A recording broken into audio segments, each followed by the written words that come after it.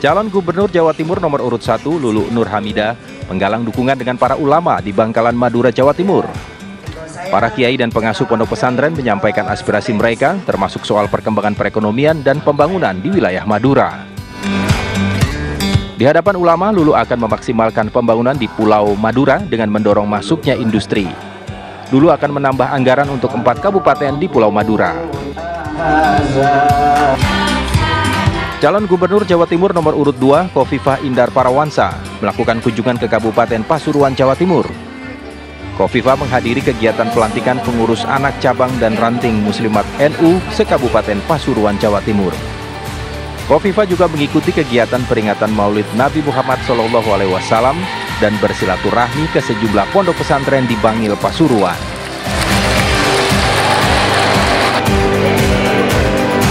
Calon Gubernur Jawa Timur nomor urut 3, Tri Risma hari ini menghadiri konsolidasi internal Partai Demokrasi Indonesia Perjuangan di Kabupaten Tulung Agung. Di hadapan kader partai, Tri Risma memaparkan salah satu programnya, yaitu sekolah gratis. Program ini berlaku bagi semua jenjang sekolah. Jika pendanaan dari APBD tidak mencukupi, Risma akan menggandeng pihak swasta seperti Basnas untuk memenuhi program sekolah gratisnya. Tim TV One mengabarkan. Oke, kembali lagi kita lanjutkan perbincangan ya. Kenapa, Bi? Udah dapat pantun nggak tuh? Baru ngetik-ngetik pantun. Kalau gitu saya duluan, Di. Oh, ada juga. Apa tuh? Silakan. Mudah-mudahan nih nyambung ya, Di, ya. Lanjut, Vi. Terus break loh, Tira. Udahlah.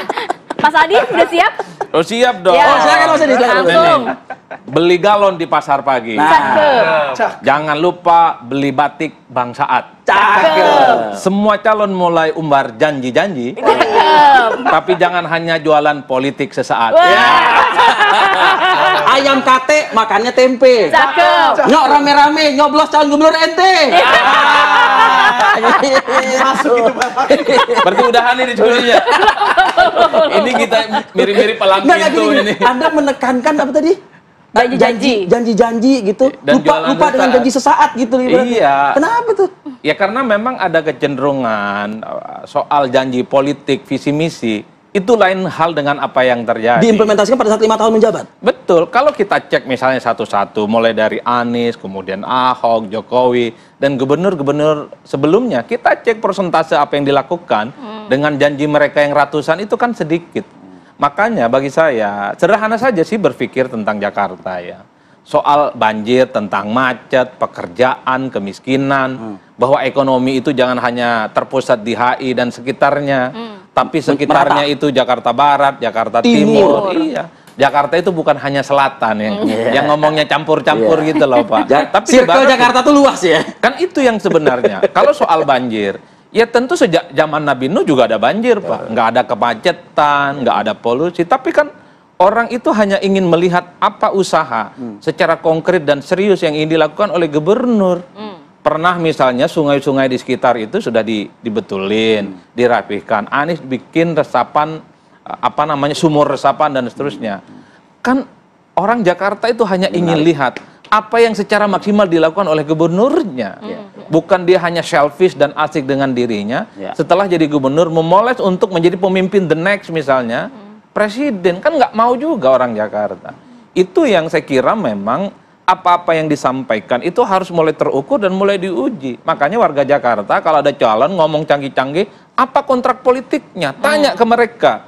Bisa tidak kalau janji politiknya ini tidak dipenuhi, Bapak bisa mundur nanti. Kalau itu dilakukan menurut saya keren, Bos.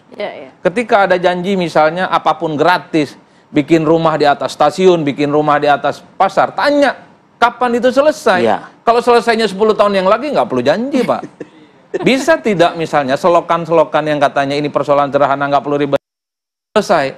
Karena selokan di Jakarta banyak, Bos, ribuan. Berapa persen yang akan diselesaikan soal selokan itu? Ini yang saya kira harus diukur. Itulah yang saya sebut tadi. Visi misi dan janji politik itu lain hal. Dapat nggak dari jawaban mereka berdua? Belum dapat saya. Belum dapat ya. Karena memang sepertinya Karena belum macet. saya juga bukan pemilih Jakarta. Gitu ya. Bukan secara teknis harus mulai diukur. Ketika RK bilang ingin memberikan dana 200 sampai 300 juta, itu katanya bisa diukur. soal keuangannya itu asik, Bos. Artinya kan kalau kita sesuaikan dengan APBN Jakarta yang besar, rasa-rasanya oke. Cuman kan orang bertanya, bagaimana cara mengimplementasi dan menagih tanggung jawab itu? Jadi semua janji-janji manis yang diberikan oleh calon itu, di antara 3 itu, menurut saya paling terukur.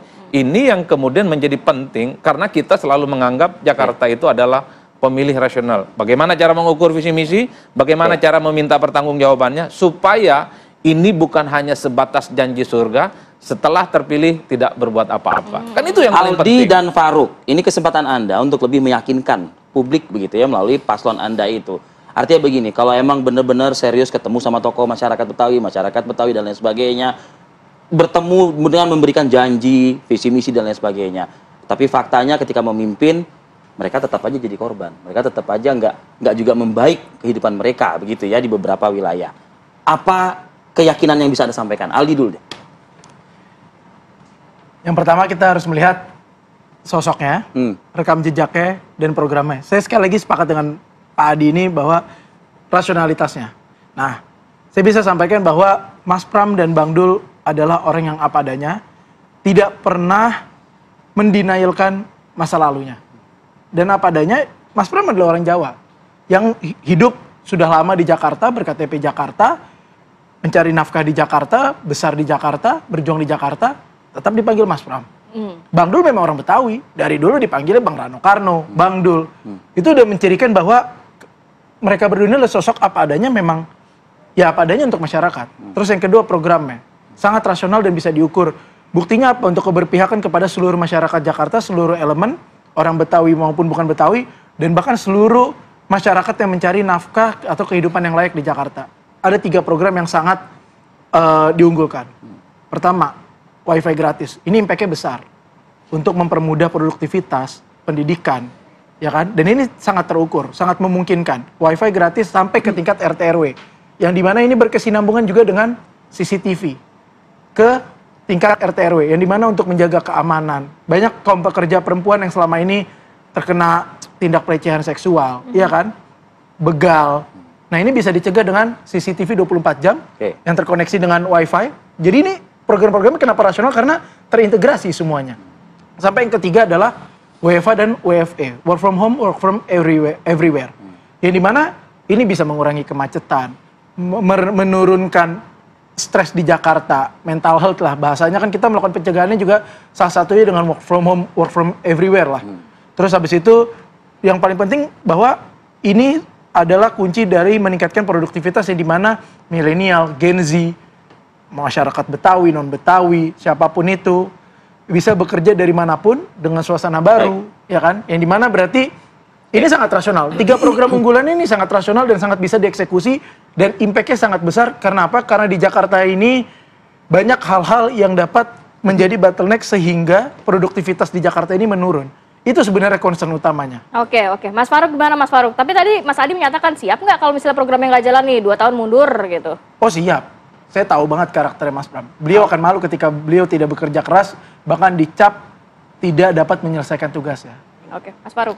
Kalau tadi apa adanya, kalau kami ada apanya. Kenapa? Karena maju calon gubernur dan calon wakil gubernur harus ada apanya. Bukan ada, apa adanya. Bukan apa adanya. Ada apanya, apa yang ditawarin. Nah, yang kami tawarkan ya paling konkret, paling tidak, dan sudah dikerjakan. Yang tadi ya 200 juta per RW itu menurut kami itu konkret banget setiap tahun. Karena apa? Kita butuh kebijakan bukan hanya top down, tapi juga dari bawah. Mereka mengetahui aspirasi, mereka mengetahui apa yang dibutuhkan. Dan penanganannya mereka tahu. Iya, mereka tahu. Dan bagaimana kemudian pengelolaan anggarannya bisa transparan. Nah, inilah kita butuh ada sistem mekanisme transparansi di mana di balai RW paling tidak uang 200 juta itu harus jelas penggunaannya untuk apa aja, sehingga setiap warga itu bisa mengetahui ini uang buat apa aja. 2.000 lebih loh. 2.700. Betul. Ya, RW. Dikaliin 500 juta setiap tahun. Paling mampu itu Ridho lah untuk menjadikan pengawasannya secara ketat, secara komprehensif. Karena yang mengawasi adalah masyarakat sendiri, dari masyarakat kepada masyarakat sendiri.